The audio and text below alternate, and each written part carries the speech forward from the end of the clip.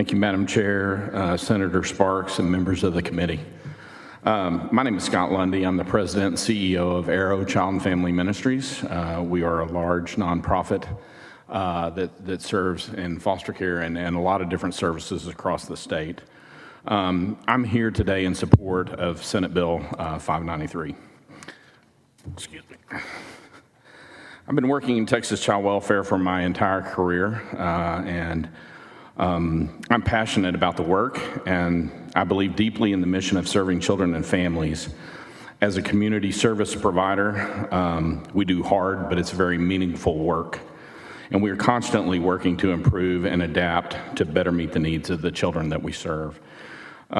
We have a couple of services that serve high needs children, treatment foster care, and we've been able to take some of the tougher children in the state that have some severe trauma, and have just started also kinship treatment foster care as well, and we have 4 children that we're serving in that. And it is a very hard for these parents, and then a lot of supports that are going in there, and the amount of regulation has made it challenging for us to retain our foster parents.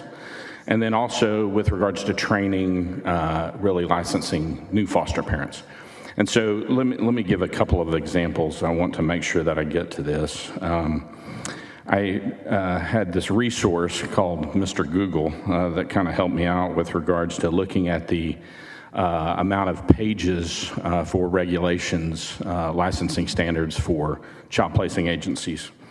Oklahoma has 166 pages for child placing agencies, Michigan 39 pages, Georgia 109 pages, Maryland 92 pages, which Arrow has been in several of these states, and Texas has 455 pages of standards.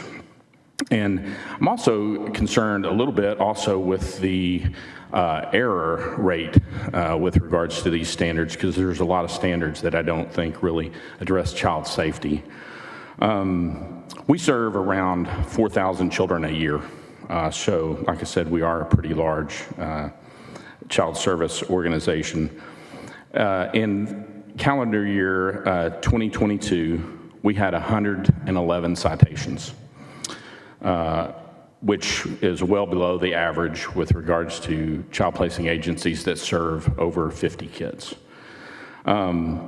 We appealed 63 of those 111, so 57% we appealed. So far, we had 21 of those overturned, 21 upheld, and 21 are still pending the appeal.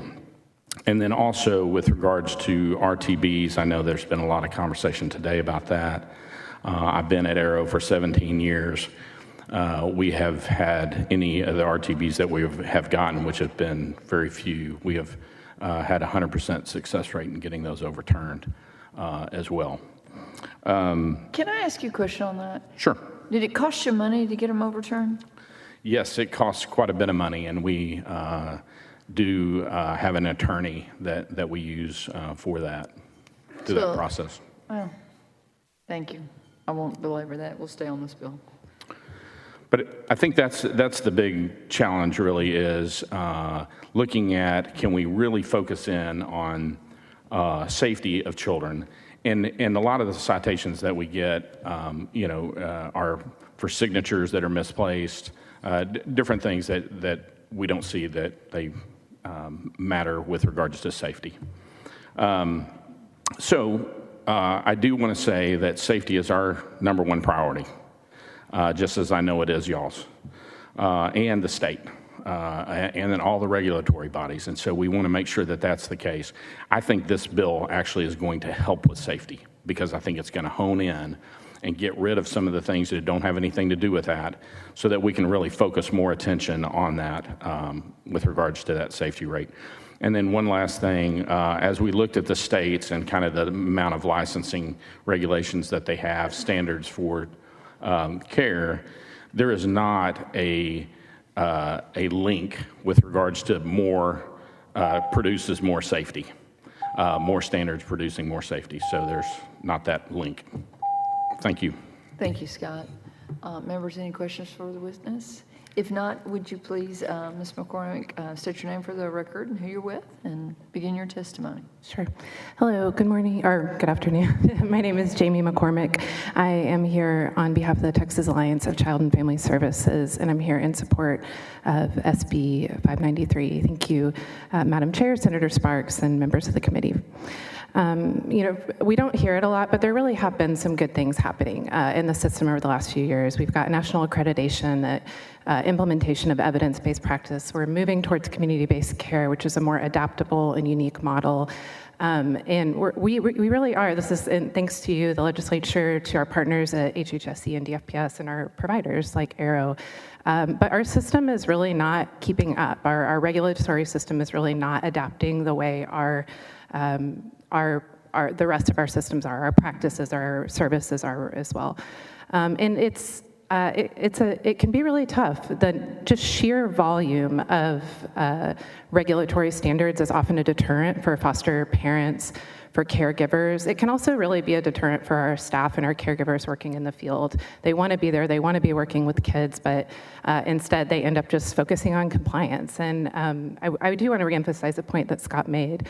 So often, when there are so many standards, when we lean towards a more is better situation, sometimes we're looking in so many different places that we sort of lose that core focus on health and safety, which is where we really want to be. This is not about eliminating things, making it easier. It's about really refocusing on what we want to see the care of our most vulnerable kids look like. Another thing that I just want to mention is this can also make it really difficult for our kids that have complex needs. Sometimes the standards that we have or the way we want to look at kind of the care, the regulatory system for these kids does not always fit the needs or the behaviors that they might have. And we want to make sure that they are stable in those placements, that we're not putting so many standards in place that it disrupts those placements and causes it to be harder for them. And Senator Kolkhorst, you're absolutely right about kinship care. This is a great opportunity for us to look at how we could better serve our kinship care families and hopefully bring more into that licensure process. Thank you. Right, and I mean, again, I think the goal is to have great kinship care. It's the largest portion of what we do, and sometimes it's burdensome. I've known families that have gone through it and getting verified, and again, not saying that verification and the training and what you learn there isn't valuable, but can we streamline that? Are we doing the right things? Are we teaching the right things? Are there too many hours on how to, hook up a car seat in your car versus, other things that you need to be, watching for with child development? I mean, it's just time to really look at that and have somebody, from outside of our system look. And thank you for the compliments. And I know DFPS is here, and we're problem solvers. We're always looking for where the problem is to fix the problem. And we don't often hand out the compliments, but I do think that we're moving in a direction that is going to benefit those children that need our help and oversight, and some really good work with complicated cases all the way down to, the simplest case, but also an important case, so with the child. Thank you. Thank you. Okay, members, at this